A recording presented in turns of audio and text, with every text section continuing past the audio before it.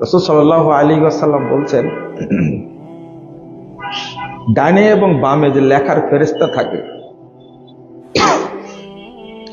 যখন কোনো বান্দা পাপ করে বসে তখন আল্লাহ রাব্বুল আলামিন বলেন যে ওকে সময় দাও, ও ক্ষমা চাই কিনা।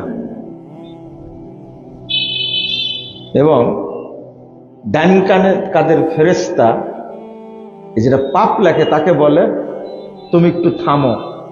একদিকে আল্লাহ বলেন তুমি পাপ লেখো না, ফেরেশতা সুপারিশ করে তাকে পাপটা কি লেখা বন্ধ রাখো। কতক্ষণ বন্ধ থাকে? না, রাসূল সাল্লাল্লাহু আলাইহি ওয়াসাল্লাম বলছেন 6 ঘন্টা আল্লাহ ওই পাপটা লেখা বন্ধ করে রাখে।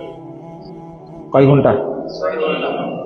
তাহলে একজন মানুষকে ক্ষমা চাওয়ার জন্য আল্লাহ কতক্ষণ সময় দিচ্ছেন? 6 ঘন্টা। এইটা একটা কত বড় রহমত আমাদের জন্য।